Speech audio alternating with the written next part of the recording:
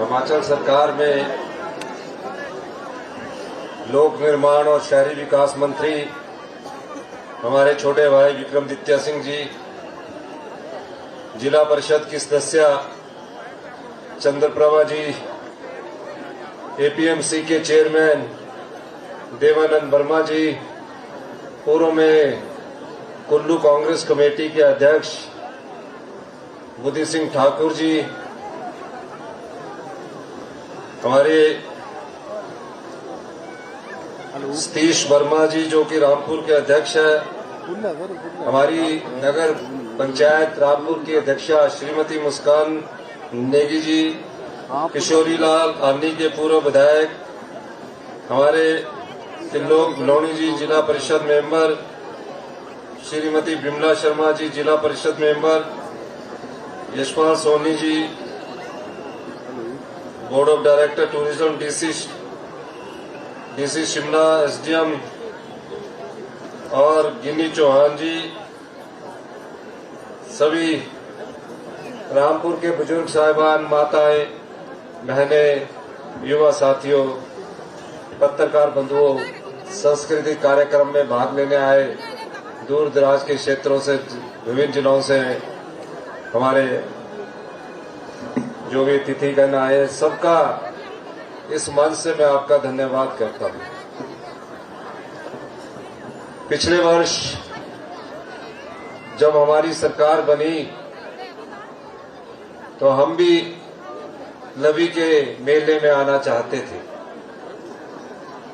लेकिन किन्हीं कारणों से मैं आ नहीं सका और आज मुझे 300 साल पुरानी उस विरासत को देखने का मौका मिला जिसका वर्णन विक्रमादित्य सिंह जी कर रहे थे। तकरीबन 1 महीने बाद हमारी सरकार को बने 2 साल हो चुके होंगे। हमारी सरकार बनी, हमने कई चुनौतियों का सामना किया और हर चुनौती में हिमाचल प्रदेश के देवी देवता और भगवान का आशीर्वाद और आप सब लोगों का आशीर्वाद हमें प्राप्त हुआ। आर्थिक रूप से आज हम मजबूत हुए हैं। वहां जब प्रदेश में भयंकर आपदा आई, 551 लोग हमें छोड़कर चले गए, तकरीबन 13,000 करोड़ रुपए का नुकसान हुआ। हमने उस चुनौती का भी जनता के आशीर्वाद से मुकाबला किया और मुझे खुशी इस बात की है कि 23,000 घर उस आपदा में बह चुके थे। कुछ घर आंशिक रूप से टूट चुके थे, कुछ पूर्णतया नष्ट हो चुके थे। मैं सब जगह गया और कई परिवार तो मुझसे लिपटकर रोते बिगलते ये कह रहे थे, हमने इस घर में अपने जीवन के 35 साल बिताए हैं, हम रात का खाना इकट्ठे बैठकर हमने खाया, सोने की तैयारी कर रहे थे। अचानक पता लगा कि अत्यधिक बारिश आई है। हम किसी तरह अपनी जान बचाकर भागे और हमारे पास पीने के पानी का गिलास तक नहीं बचा। बच्चे कॉलेज जाते थे, स्कूल की किताबें नहीं बची। इन सब परिवारों को बचाने के लिए हमारी सरकार ने 4500 करोड़ रुपए का अपने रिसोर्स से आपदा राहत पैकेज घोषित किया। जब आपदा राहत कोशिश घोषित किया उस समय मेरे पास अधिकारी आए, कहा प्रधानमंत्री आवास योजना के तहत सिर्फ हम 1.5 लाख रुपया दे सकते हैं। मैंने कहा 1.5 लाख रुपए में तो घर नहीं बनता। हमने उन आपदा प्रभावित परिवारों के लिए नियम बदल दिए, कानून बदल दिया और जिसका घर पूर्णतया नष्ट हो चुका था उस राशि को 7 लाख रुपए कर दिया और प्रत्येक परिवार को बचाने का जिम्मा हमारी सरकार पर था। जिसके घर में आंशिक क्षतिग्रस्त हुआ उस घर में 5,000 रुपया मिलता था। उस 5,000 रुपया मिलने के बाद घर की रिपेयर नहीं हो सकती थी। हमने उसको भी 20 गुना बढ़ाकर 1 लाख रुपया किया। जिसकी दुकान बह गई उसको भी बढ़ाकर 1 लाख रुपया किया। क्योंकि मैं आप जैसे परिवारों से आया हूं, मुख्यमंत्री की कुर्सी पर पहुंचा हूं, गांव की पृष्ठभूमि रही है, मैं जानता हूं हिमाचल की भोली वाली जनता बड़ी मुश्किल से एक घर बना सकती है या दूसरा घर बना सकती है। और जिसका सपनों का घर टूट जाए, क्षतिग्रस्त हो जाए, पानी बहाकर रह जाए, उसके मन पर क्या बीतती है, इस पीड़ा को हमने समझा है। रामपुर में आपदा आई, बागीपुल में आपदा आई। रामपुर की आपदा को भी मैंने अपनी आंखों से देखा। बागीपुल में मैं जा नहीं सका, लेकिन हमारे उप मुख्यमंत्री जी वहां गए, मैंने उनकी ड्यूटी लगाई। विक्रमादित्य जी को जिम्मेवारी सौंपी गई कि बागीपुल वाले में जितने जल्दी हो सड़क संपर्क से जोड़ा जाए। मैं मुबारकबाद देना चाहूंगा कि बागीपुल का निरीक्षण खुद विक्रमादित्य सिंह जी ने खुद किया और 15 दिन के भीतर उस पुल को उन्होंने जोड़ा। ये हमारे सरकार की कार्यकुशलता है। सड़कों पर मंत्री खड़े हुए, मुख्यमंत्री जी जब कुल्लू में आपदा आई सड़क पर खड़े रहे रात के 2-2 बजे तक। ये हमारी संवेदनशीलता को दर्शाता है। समेज में घटना हुई, आज मैं समेज और बागीपुल के परिवारों को, जिनके घर पूर्णतः नष्ट हो चुके हैं और जिनके घर आंशिक रूप से बहे हैं, जिनके पशु तक भी नहीं बचे हैं, हमारी सरकार उनको पिछली सरकार की तरह राहत पैकेज देगी। प्रत्येक परिवार को समेज में जिसका घर पूर्णतः नष्ट हो चुका है, हम 1.5 लाख रुपया नहीं देंगे। उस प्रत्येक परिवार को हम 7 लाख रुपया उसका घर बनाने के लिए देंगे। बागीपुल में हो या पद्दर में मंडी के हो, आज इस आपदा राहत पैकेज की मैं यहां से घोषणा करता हूं। और जिसका क्षतिग्रस्त मकान हो गया हो उसको 5,000 रुपये नहीं मिलेंगे, क्योंकि अभी तक आपको उसको 5,000 रुपये मिले हैं, उसको भी 1 लाख रुपया देने की मैं घोषणा करता हूं। जो मृत हो गए हैं, जो हमको छोड़कर चले गए, अपने परिवार को छोड़कर चले गए, उनका डेथ का सर्टिफिकेट नहीं बनता है। हमने कहा है उसका डेथ का सर्टिफिकेट 7 साल इंतजार करना पड़ता है। जब डेथ का सर्टिफिकेट बनेगा उसके बाद आपको क्लेम मिलेगा। मैंने इस नियम को भी बदल दिया और कहा आने वाले दिनों में सबको जो समेज और बागीपुल है उनके डेथ के सर्टिफिकेट भी उनको मिल जाएंगे और जो सरकार की तरफ से उनकी मृत्यु का क्लेम मिलना है वो भी पूर्ण मिलेगा। ये मुझसे किसी ने मांग नहीं की। एक महिला समेज की आई, मेरा पति खो गया, मुझे कुछ नहीं मिला, घर गया, सिर्फ 1.5 लाख रुपया मिला। मैंने कहा पति खोने का आपको मृत्यु के आपके पति का पैसा मिला? कहते नहीं मिला। मैंने पूछा क्यों नहीं मिला? कहते हमारे पास डेथ सर्टिफिकेट नहीं है, वो मिसिंग में है और मिसिंग व्यक्ति का डेथ सर्टिफिकेट 7 साल बाद मिलता है। मैंने उस नियम को बदला और मैं ये कहना चाहता हूं कि मैंने उस लेडी की आवाज को सुनकर जितने भी समेज बागीपुल जहां भी आपदा के समय देहांत हुआ है सबको तुरंत प्रभाव से डेथ सर्टिफिकेट मिलेगा और उनके अकाउंट में, उस पत्नी के अकाउंट में पैसे भी आएंगे। यही नहीं, 11 दिसंबर 2024 को हमारे 2 साल पूरे हो रहे हैं। प्रदेश का खजाना लुटाकर चले गए पिछली भारतीय जनता पार्टी की सरकार। खजाना क्या होता है? हम तो आपके केयर टेकर हैं, 5 वर्ष के लिए आते हैं, लेकिन आपकी संपदा को लुटा दिया जाए, जो आपके पैसे हैं उसको कैसे रोकना है। हमने भ्रष्टाचार के चोर दरवाजे बंद किए और एक साल में 2200 करोड़ रुपए का राजस्व कमाया। वो राजस्व उन अनाथ बच्चों को हम उसका फायदा दे रहे हैं जिन अनाथ बच्चों ने अपनी माता को खोया, अपने पिता को खोया। हिमाचल प्रदेश ने हिंदुस्तान का पहला ऐसा कानून बनाया जो बच्चे अपनी मां को खो चुके हैं, अपने पिता को खो चुके हैं, उन्हें सरकार ही माता, सरकार ही पिता के कानून से नवाजा। उनके पैदा होने से लेकर अगर 1 महीने का पैदा होने वाला बच्चा अपनी माता और पिता को खो देता है, उसका सारा खर्च 27 साल की उम्र तक सरकार उठाएगी। 18 साल तक हम 1000 और 2500 रुपया देते हैं।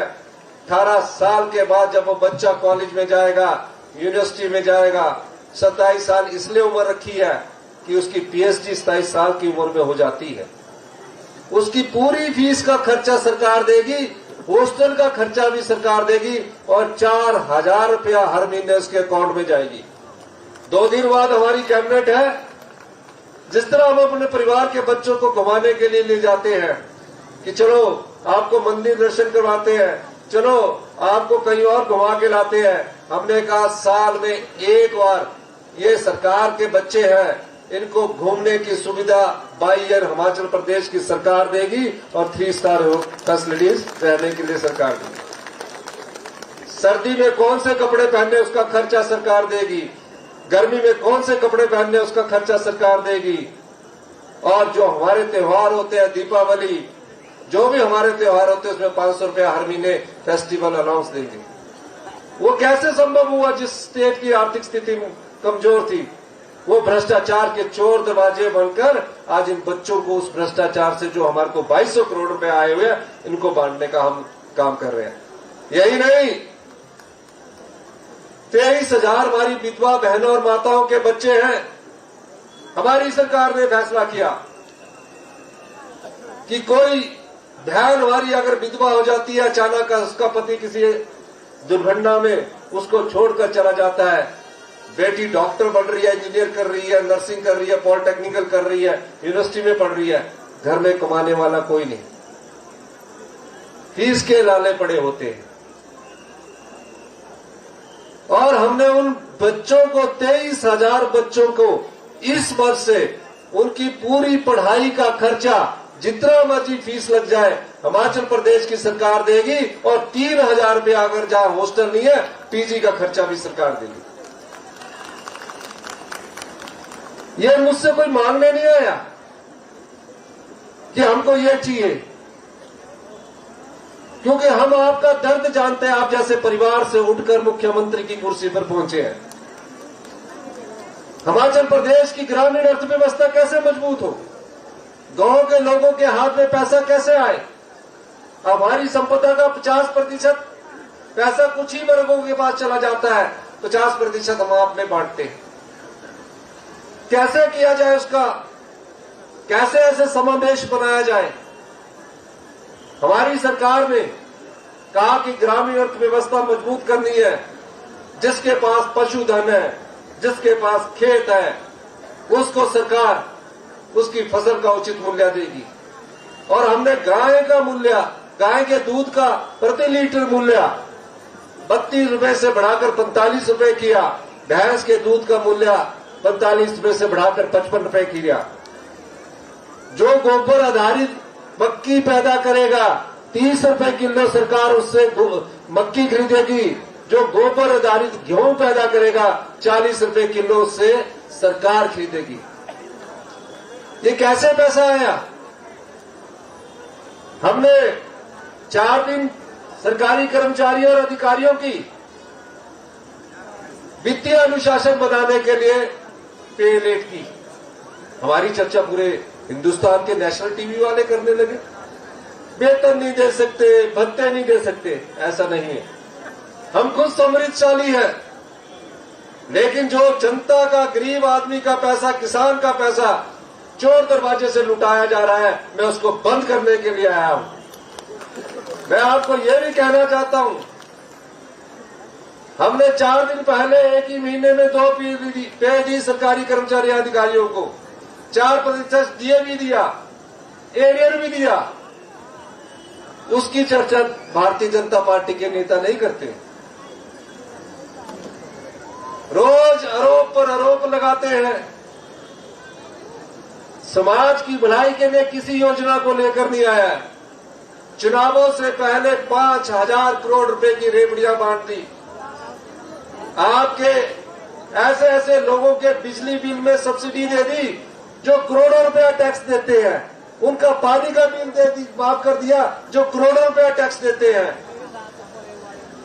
हमने कहा हम गरीब आदमी को, आम आदमी को सब्सिडी भी देंगे, लेकिन जो करोड़ों रुपया टैक्स करते देते हैं, बड़े बड़े होटल बनाकर बैठे हैं, 5 स्टार बनाकर बैठे हैं, जिनकी एक दिन की इनकम 10-10 लाख रुपए है, उसको किसी प्रकार के सब्सिडी पर अधिकार नहीं है, क्योंकि उसमें गरीब जनता का अधिकार है, आम जनता का अधिकार है। हम उसको परिवर्तन कर रहे हैं और हम परिवर्तन इसलिए करना चाहते हैं। आज हमारे शिक्षा का स्तर सबसे नीचे का गिरा हुआ है।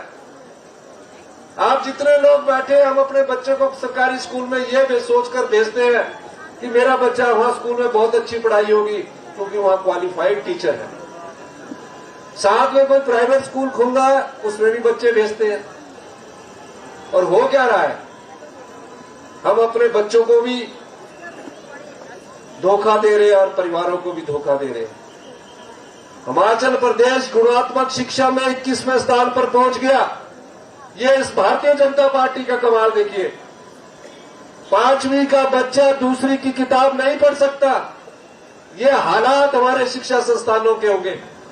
हम भी गवर्नमेंट स्कूल में पढ़े, उसमें शिक्षा का स्तर था, हमें तो टाट मिलता था, बेंच भी 8वीं के बाद मिलते थे। लेकिन मैंने पाया कि अगले वर्ष से सारे गवर्नमेंट स्कूलों में पहली कक्षा से बेंच भी मिलेंगे और इंग्लिश मीडियम से हमने पढ़ाई की शुरुआत भी कर दी। अगर हम कहें कि मेरा स्कूल यहां, इसको +2 कर दी जाए, मैं +2 की नोटिफिकेशन कल कर सकता हूं, 8वीं से 10वीं कर सकता हूं। अगर आपके पास टीचर ही नहीं आएंगे तो उस चीज का फायदा क्या? एक एक बच्चे को पढ़ाने की जिम्मेवारी सरकार की है, लेकिन स्कूलों में जब तक टीचरों की भर्ती नहीं करेंगे, अच्छे टीचर आएंगे नहीं, तो हम गवर्नमेंट स्कूल के पढ़ने वाले बच्चों को धोखा दे रहे हैं। इसलिए हमने फैसला किया, जो भारतीय जनता पार्टी के लोगों ने 6 महीने चुनावों से पहले 600 शिक्षा संस्थान खोल दिए, हेल्थ केयर इंस्टीट्यूशन खोल दिए, टीचरों की भर्ती नहीं की, नोटिफिकेशन कर दी, कहा कि +2 होंगे, +2 में 5 बच्चे हैं, पढ़ाने वाला साइंस कोई टीचर ही नहीं है। हमने कहा हम इस शिक्षा के स्तर को मजबूत करेंगे। हम Rajiv Gandhi day boarding school बना रहे हैं, स्कूल ऑफ एक्सीलेंस कर रहे हैं, कॉलेज में हम टीचरों को भर्ती करने की कोशिश कर रहे हैं। और तकरीबन 2 साल की सरकार में 6,000 टीचरों की हमने स्वीकृति दी है, जिसमें से 3,000 टीचर बैच वाइज लग गए हैं। क्यों? हेल्थ में क्या हाल है? डॉक्टर नहीं है, नर्स नहीं है, हॉस्पिटल बना दिए गए हैं। कोई पेशेंट आता है, बाबा घर वाले सोचते हैं फटाफट हॉस्पिटल एडमिट करवाइए, हॉस्पिटल में एक बेड में दूसरे में लटा दिया जाता है। दूसरे में लटाने के बाद क्या होता है, डॉक्टर आता है, यहां से 2 दिन बाद बोलता है कि इसको शिमला रेफर कर दिया जाए, शिमला वाला बोलता है चंडीगढ़ रेफर कर दिया जाए। रेफरल हॉस्पिटल बना दिए हैं। क्यों? क्योंकि इस दिशा में सोचा नहीं गया। हमारी सरकार इस दिशा में भी सोच रही है। हमने सरकारी कर्मचारियों को ओल्ड पेंशन स्कीम दी, हम 4 साल बाद भी दे सकते थे। हम चाहते तो 4 साल बाद उनको ओल्ड पेंशन स्कीम देते। क्यों दी 1,36,000 सरकारी कर्मचारियों को? इसलिए दी कि हम भी एक कर्मचारी के बेटे हैं। आज भी मेरी माता स्वाभिमान से, जो मेरे पिताजी की फैमिली पेंशन लगी है, खुश होकर मुझे 500 रुपए का नोट देती है। हमने कहा हम राजनीतिक लाभ के लिए नहीं सरकारी कर्मचारियों को पेंशन दे रहे हैं, हम उनका भविष्य बुढ़ापे में सामाजिक सुरक्षा के दायरे में लाकर उनके भविष्य को सुरक्षित करना चाहते हैं। इकट्ठा पैसा दे सकते थे हम, क्यों 1,36,000 सरकारी कर्मचारियों को हमने ओल्ड पेंशन स्कीम से इसलिए नवाजा कि बुढ़ापे की अंतिम सांस तक हिमाचल प्रदेश सरकार उसका ख्याल रखेगी। इकट्ठा पैसा तो बच्चों के मुंहों में खर्च कर सकता था कि ये चीज ले लो, वो चीज ले लो, और बाद में बुढ़ापे में उनके पास कुछ ना रहे। ये हमारा दायित्व था।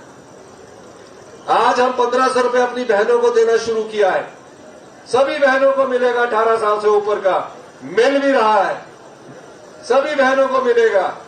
लेकिन उसमें अभी हम जो भी कार्य हम कर रहे हैं उसमें आप लोगों का साथ चाहिए। 1,500 हमने देना शुरू कर दिया है। हम रोजगारों को रोजगार देने की दिशा में नीति में गत परिवर्तन कर रहे हैं।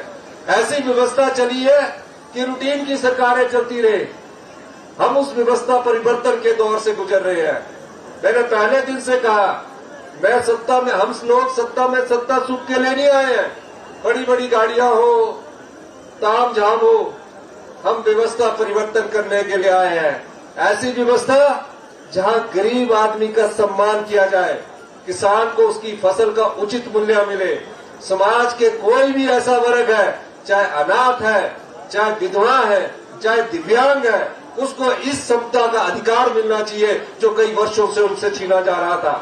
हम उस संपदा की लड़ाई लड़ रहे हैं। दोला लोरी सुन्नी प्रोजेक्ट बन रहे हैं। हमने कहा हमारा अधिकार है, आप हमें ये प्रोजेक्ट में हमें 12%, 18% और 30% रॉयल्टी दीजिए, वरना ये प्रोजेक्ट हम टेक ओवर कर देंगे। 15 जनवरी तक हमने उन्हें डेडलाइन दी है कि 15 जनवरी तक आप हमारे इन कार्यों को पूरा करके बताइए, वरना हम इनको टेक ओवर कर लेंगे। ये प्रोजेक्ट आने के पास आपके पास समृद्धशाली और दिशा में आगे बढ़ने की तरफ किसानों को मदद मिलेगी। अंत में मैं यही कहना चाहता हूं, हमने कहा कि 2027 तक प्रदेश को आत्मनिर्भर बनाएंगे। आत्मनिर्भर का मतलब क्या है? आत्मनिर्भर का मतलब है कि 70 लाख की जनसंख्या जो हिमाचल प्रदेश की है, वो नौकरी करता नहीं करता, उसकी जेब में पैसा जाना चाहिए। और 2032 तक हिमाचल प्रदेश को समृद्धशाली और अमीर राज्य बनाएंगे। आज मनरेगा की दिहाड़ी हमने 60 रुपए क्यों बढ़ाई, 240 से बढ़ाकर 300 रुपया की? क्योंकि वो आपका पैसा है, आप में बांटना चाहिए। हम बांट रहे हैं और आने वाले बजट में और योजनाएं लेकर आएंगे। और 31 मार्च 2026 तक हम चाहते हैं कि हिमाचल प्रदेश ग्रीन स्टेट के रूप में विकसित हो। हमने अपनी इन्वेस्टमेंट को पानी की तरह बहाया है, लेकिन उस इन्वेस्टमेंट को जो बहता हुआ हमारा पानी है, जो सोना है, उसको हम अपने लेवल पर बिजली के प्रोजेक्ट भी बनाएंगे। ये दृढ़ इच्छा शक्ति होनी चाहिए। और इच्छा शक्ति जब होती है तो कोई बड़ी से बड़ी चुनौती भी आ जाए, किसी प्रकार की भी चुनौती आ जाए, उस चुनौती का सामना करने की कृत संकल्प हमारी सरकार है। हम किसी से घबराते नहीं है।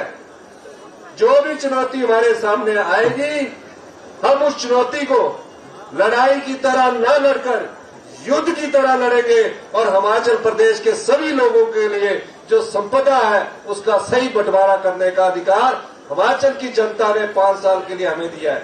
5 साल आपके पास रहेंगे, 5 साल तक। उसके बाद आप फैसला करेंगे कि आपके जीवन में क्या बदलाव आया है।